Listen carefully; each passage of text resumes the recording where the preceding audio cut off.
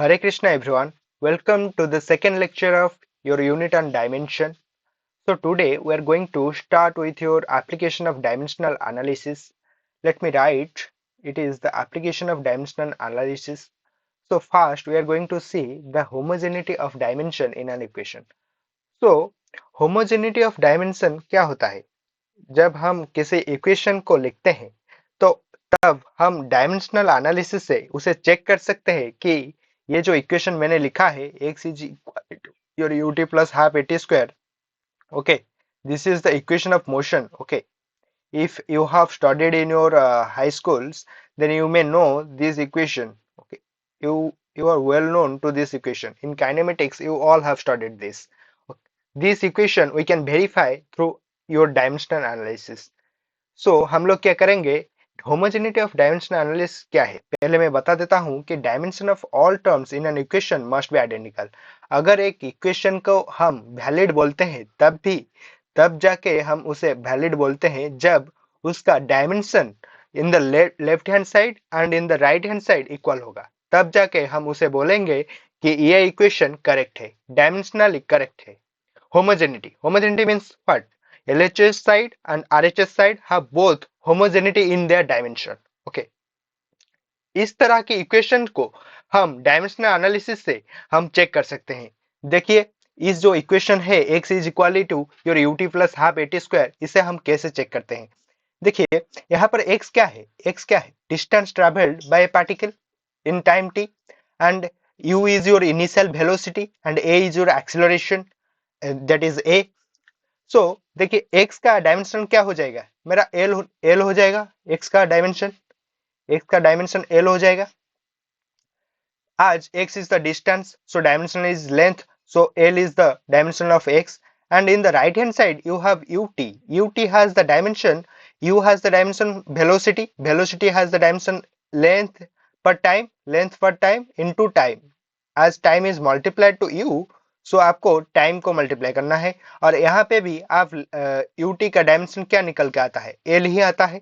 और जो second term है एडिशन में, ये जो सेकंड टर्म है आपका, जो सेकंड टर्म ये वाला है, ये जो है हाफ एटी स्क्वायर, सो इसका डायमेंशन क्या होगा? इसका डायमेंशन आपका हो जाएगा acceleration into time square.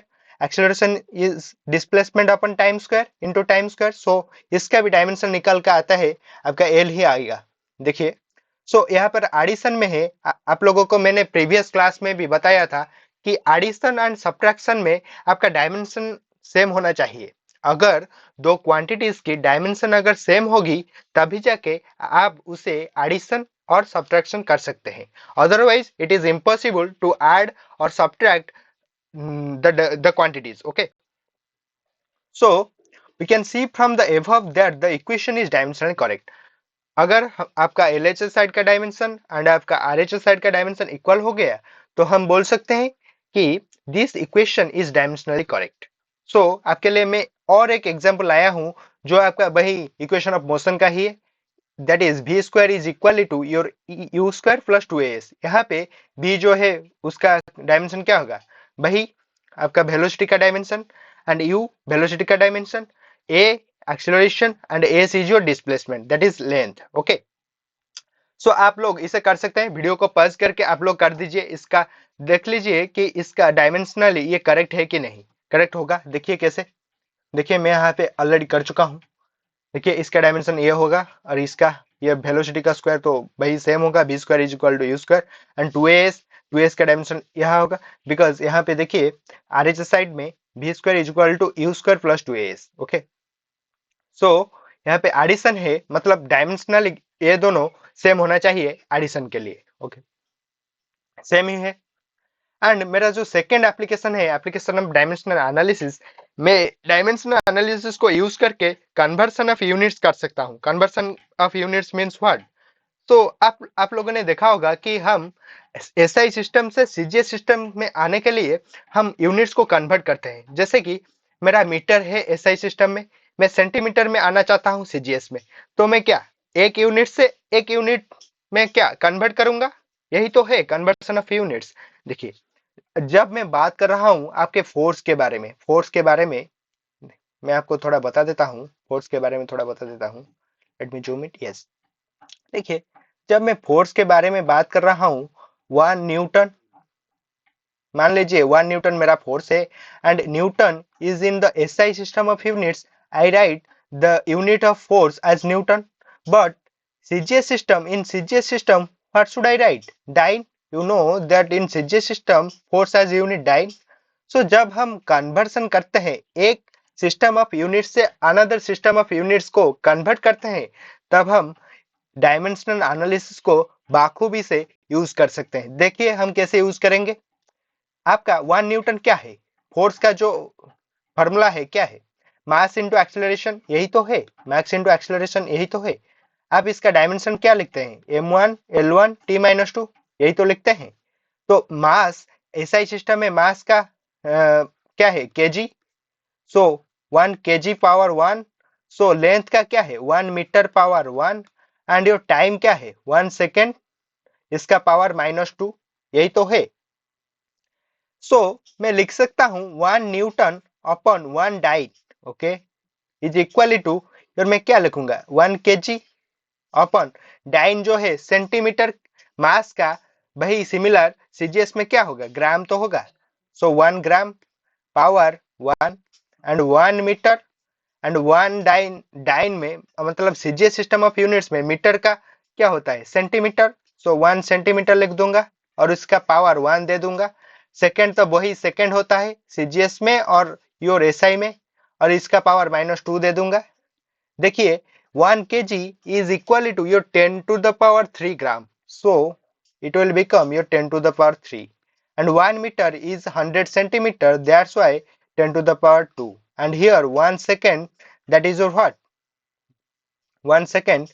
So 1 power -2, that is your 1. So it will become 10⁵. Okay. 1 Newton/1 dyne become what? 10⁵. So I can write 1 Newton 10 is equal to 10⁵ dyne. ये मैं लिख सकता हूं कि नहीं? आपका हो गया. देखिए कैसे मैं डायमेंशनल एनालिसिस को यूज करके मैं एक सिस्टम ऑफ यूनिट से अनदर सिस्टम ऑफ यूनिट को आ सकता हूं. मैंने आपके सामने ही ये सॉल्व कर दिया.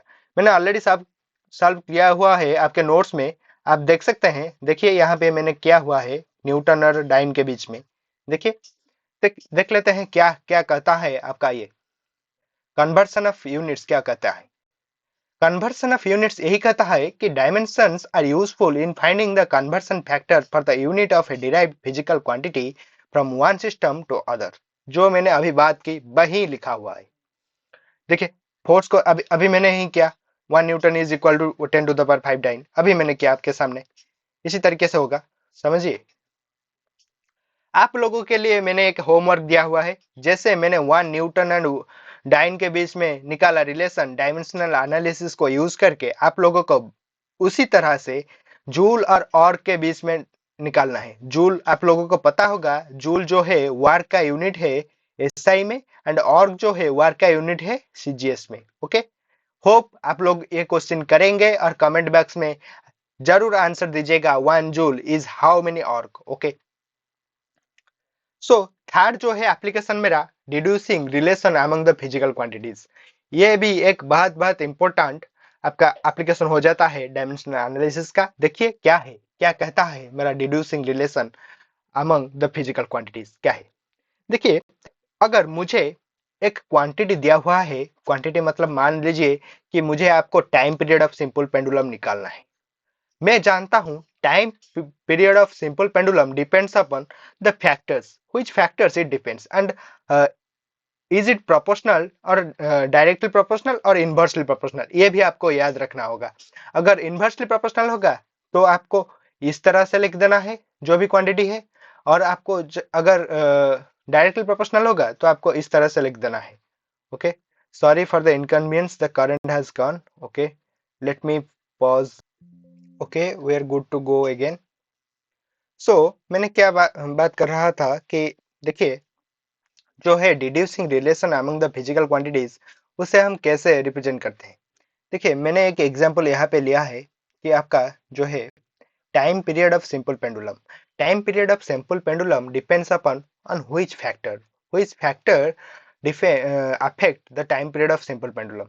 अगर आप लोगों को पता होगा कि time period of simple pendulum आपके क्वेश्चन में भी दिया होगा कि मेरा जो क्वांटिटीज पूछा होगा कि ये आपको टी के लिए एक्सप्रेशन अगर निकालना है, पर्टिकुलरली इस केस में आपको पूछा होगा कि यही यही क्वांटिटीज है जिसके ऊपर आपका दिस क्वांटिटी डिपेंड कर रहा है। आपको उस क्वांटिटीज के ऊपर डिपेंडेंसी जो है निकालना होगा। आपको भी ये भी दिया होगा कि प्रोडक्ट टाइप है या फिर डिविजिबल टाइप है। ओके, सो यहाँ पे जो लेंथ है तो उसे मैं रिप्रेजेंट कर लूंगा एल से, एंड मास जो है एम से, and acceleration due to gravity जो है ए से, और जी से भी आप रिप्रेजेंट कर सकते हैं। यहाँ पे मैं जी लिखा हुआ हूँ इसीलिए मैं जी लिख देता हूँ। यस, ओके, सो देखिए T directly proportional to your L to the power A, M to the power B and G to the power C. यहाँ पे जो है आपको याद रखना है जो है आपको जो एक्सपोनेंशियल में जो दिख रहे हैं, जो ए पावर ए बी सी जो पावर टर्म है, ये जो ए बी सी है वो सब कांस्टेंट्स है। Okay, exponents which want to evaluate, those are the constant. You have to calculate those values. Okay, you have to evaluate those values. So देखिए हम कैसे निकालते हैं उसको। आपको पता होगा अगर डायमेंशनल एनालिसिस से हमें निकालना है, हम क्या करेंगे, टाइम का आपको पता है टी होता है, डायमेंशनल फार्मूला जो होता है टी होता है टाइम, एंड एल जो है लेंथ है तो उसका एल होगा, एंड जो पावर है ए है, एंड एम कैपिटल एम उसका होगा, एंड बी जो है उसका power, and G acceleration due to gravity. You know acceleration, acceleration has unity, you know acceleration, acceleration क्या होता है मेरा, velocity upon time, velocity upon time, and velocity मेरा क्या होता है, डिस्प्लेसमेंट अपन टाइम स्क्वायर हो जाएगा। भाई तो है L T to the power -2। ये आपको याद रह गया होगा। जिस तक मैंने आपको पढ़ाया है, मेरा ये बिलीव है कि आपको याद रह गया होगा कि एक्सीलरेशन का क्या होता है, वेलोसिटी का क्या होता है, वार का क्या होता है, फोर्स का क्या होता है, प्रेशर का क्या होता है। ये सब फंडामेंटल से आपको ये सब जितना आप आगे बढ़ते जाएंगे, जितना आप डायमेंशन के बारे में पढ़ता चले जाएंगे, वो सब आपको याद रहना लग जाएगा। ओके, यही यही है जो मैं बता रहा हूँ। देखिए आपको क्या करना है, इसको इसे इक्वल करना है। यहाँ जो k है, k में मैं यहाँ क्यों लिया हूँ, k जो है मेरा एक कांस्टेंट है। जब आपको पता होगा, जब मैं प्रोपोर्शनलिटी कांस्टेंट, जब प्रोपोर्शनलिटी साइन जब उठाता हूँ, जब इक्वेशन से उठाता हूँ, तब मैं इक्वालिटी साइन देता हूँ। इक्वालिटी साइन देने के बाद क्या होता है कि मेरा जो कांस्टेंट है, कांस्टेंट लिखना पड़ता है। k is a dimensionally less constant. यहाँ पे देखिए ऑन सॉल्विंग, अगर आप सॉल्व करेंगे, यहाँ पे एल के पावर ए प्लस सी है, एल के पावर ए प्लस सी है, तो मेरा ए प्लस एल यहाँ लेफ्ट साइड में एल ही नहीं है, तो मैं ये लिख सकता हूँ कि यहाँ पे एल के पावर 0 है, एंड यहाँ पे एम के पावर क्या है, मेरा 0 है। तो b इज इक्वल टू 0 हो जाएगा, a plus C is equal to 0 हो जाएगा, और आपका t के पावर जो -2c है उसका वैल्यू क्या हो जाएगा, 1 हो जाएगा। वही तो मैं लिखा हूँ यहाँ पे, देखिए यही मैं यहाँ लिखा हूँ। ऑन सॉल्विंग आप इसे सॉल्व कर सकते हैं, ये जो तीनों इक्वेशन है आप यहाँ से देख सकते हैं कि a के वैल्यू आपका निकल के आता है 1/2, c का वैल्यू आता है -1/2, एंड b का वैल्यू आ जाएगा 0।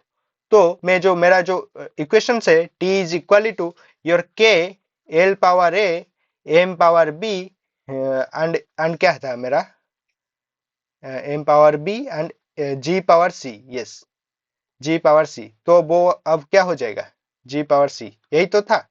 तो मेरा अब क्या हो जाएगा, k l का पावर मेरा क्या है, 0 है, तो l का पावर क्या है, l का power let me see, a का वैल्यू क्या निकल के आया, वो हाफ है, तो l का पावर मेरा हाफ है, m का पावर क्या है, 0 है, एंड g का पावर क्या है, -हाफ है। तो इसे मैं लिख सकता हूँ k l अपन g रूट ओवर, यही तो है सिंपल पेंडुलम के टाइम पीरियड का फार्मूला, यही तो है। यस, आप लोगों को पता लग गया। और एक क्वेश्चन मैं आप लोगों के लेकर आया हूँ, ये क्वेश्चन आपका है एससी वर्मा से, एससी वर्मा सर के बुक से, वॉल्यूम 1 एससी वर्मा। ओके, ये जो है आपका दिया हुआ है, if the centripetal force is of the form m to the power a, b to the power b, r to the power c, find the values of a, b and c। आप video को pause कीजिए और इसका answer निकालिए, a, b, c का value क्या होता है, फिर मेरा आंसर देखिए। इससे क्या होगा कि आपका एक प्रैक्टिस सा हो जाएगा। ओके, देखिए अबे फोर्स क्या है? फोर्स दिया हुआ है m का पावर, m जो है मास है, v जो है वेलोसिटी है, r जो है लेंथ है। तो मैं लिख सकता हूँ इन सब का डायमेंशनल फार्मूला, आप लिख सकते हैं, लिख दिया। फिर नेक्स्ट स्टेप में क्या करना है, आपको फोर्स का डायमेंशनल फार्मूला लिखना है और उसे इक्वेट करना है। देखिए यहाँ पे a का पावर क्या है, a के साथ क्या है 1 है, एंड b प्लस c के साथ क्या है 1, एंड माइनस b के साथ -2। सो आप यहाँ से निकाल सकते हैं कि a b c का वैल्यू आपका निकल जाएगा on equating both the exponents, and you can calculate the value of force, that is a centripetal force। Centripetal force का वैल्यू क्या है mv²/r आ गया। देखिए कैसे डायमेंशनल एनालिसिस हमारे जो क्वेश्चन है उसे और आसान बना देते हैं। यही है एप्लीकेशन ऑफ डायमेंशनल एनालिसिस। यह मैं कुछ क्वेश्चंस आपके लिए लेकर आया था। अगर आप लोगों को और भी क्वेश्चन प्रैक्टिस करना है, आप लोग SC वर्मा फॉलो कर सकते हैं, और मैं भी क्वेश्चन अपलोड कर दूंगा मेरे जो टेलीग्राम चैनल है, वहां पे सारे क्वेश्चन अपलोड कर दूंगा। वहां आप क्वेश्चन सॉल्व कर सकते हैं और मैं सारे आंसर्स भी वहां पे आप लोगों को दे दूंगा। Okay, so never forget to join my Telegram channel. आप लोगों को अगर मेरा कंटेंट अच्छा लगता है तो लाइक कीजिए, शेयर कीजिए और सब्सक्राइब कीजिए। वहां पे जो बेल आइकन दिख रहा होगा उसे क्लिक कर दीजिए, ताकि मेरे जो वीडियोस हैं उसके नोटिफिकेशन आपके पास सबसे पहले आ जाए। ओके, मैं इस तरह से आप लोगों के लिए एफर्ट करता रहूंगा, आप लोगों को बेटर एजुकेशन दिलाने के लिए और बेटर कंसेप्ट क्लैरिटी देने के लिए। जो भी आपका डाउट है आप वहां कमेंट बॉक्स में लिख सकते हैं। आज के लिए आज के जो लेक्चर था वहां पे हमने यूनिट एंड डायमेंशन, जो आपका यूनिट 1 का जो चैप्टर था उसे हम खत्म कर दिए हैं। और जो भी है नेक्स्ट क्लास में हम काइनेमेटिक्स के बारे में बात कर रहे होंगे। वहां पे हम motion in straight line, frame of reference और बाकी सारी चीज है, प्रोजेक्टाइल मोशंस वहां पे भी है। एंड उसके बाद हम स्केलर और वेक्टर के ओर चले जाएंगे। ओके, सो आने वाले जो लेक्चर है वो बहुत ही इंपॉर्टेंट है आप सबके लिए। स्टडी पॉइंट ऑफ व्यू से मेहनत करते रहिए और हमेशा खुद के ऊपर भरोसा करते रहिए। ओके, आज के लेक्चर के लिए इतना ही। मुझे मुझे यहाँ पे ही आपका लेक्चर खत्म करना पड़ेगा। Thank you for watching. Do subscribe, like, share and subscribe. Okay.